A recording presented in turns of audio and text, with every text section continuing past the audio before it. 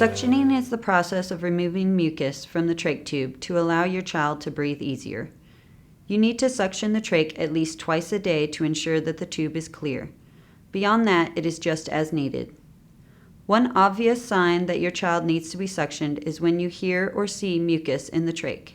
This can present as gurgling or bubbling of mucus.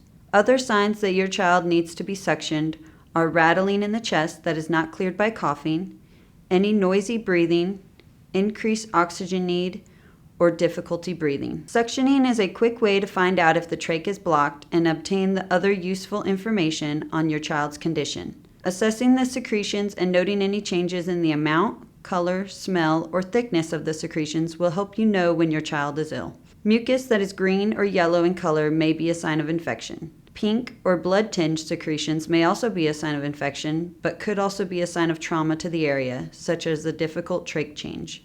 If there is food or formula suctioned from the trach, then your child is aspirating and will need to see a doctor immediately.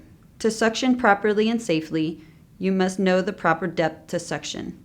Suctioning too deep can cause bleeding and damage to delicate tissue.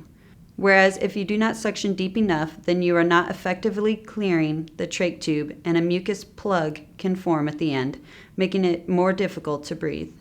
Your proper depth and size of the catheter to use will be determined by the respiratory therapist and nurse.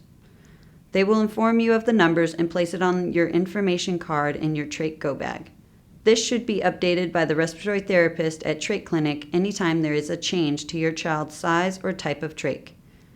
To ensure or verify depth, you may always take an already open trach and place your suction catheter in the trach tube until it comes out the bottom of the trach about a half a centimeter. The number on the catheter at the connector part of the trach is your suction depth, and that is as far as you should suction. To suction safely, you must also have the proper size suction catheter and suction pressure. The size of the catheter typically comes in 6, 8, or 10 French, 6 being the smallest and 10 the largest. You want the catheter to take up no more than 2/3 of the diameter of the tracheostomy tube. Using the correct size of catheter ensures that you can effectively suction without occluding the airway or causing any trauma. Suction pressure should be set to 80 to 100 on your suction device. If your child is an infant, you will want to go with the lower suction pressure and use the higher end of that range for older children. Suction pressure set too high can again damage tissue and cause bleeding. In the hospital, sterile technique is used. Place gloves on without touching the outer parts of the glove. Use the folded cuffs at the bottom of the gloves to help.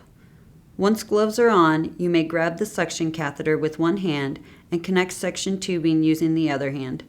The hand that touched the tubing is no longer sterile. Place finger and thumb of sterile gloved hand on the suction depth number, so you know how far to go. Place the suction catheter in the trach and then press thumb on suction. Gently rotate the catheter out, which will help remove mucus more thoroughly from all areas. This action should take no more than 5 seconds. If more suctioning is needed, give at least a 10-second break and make sure child has recovered before suctioning again. If mucus is very thick and hard to remove, please contact your doctor and be sure humidification is in place.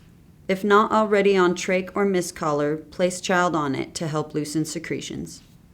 At home, suctioning can be done using clean technique. You still want to be as clean as possible, but does not have to be sterile.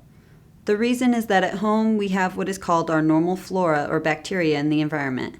Whereas in the hospital, there are many germs in the environment that are different than the normal flora we are exposed to at home. The new germs can be introduced and cause an infection. The clean suction kits are used only once in the hospital, but if used at home, can be kept in a clean environment and reused for an entire day. However, they must be cleaned out by suctioning up sterile water. Use your best judgment. If it looks like it needs to be discarded, then please do so. You will be informed by your DME company of how many you get per month. You will also be trained by your DME company on how to use and care for your suction machine. If your child is ventilated, then an inline suction catheter can be used.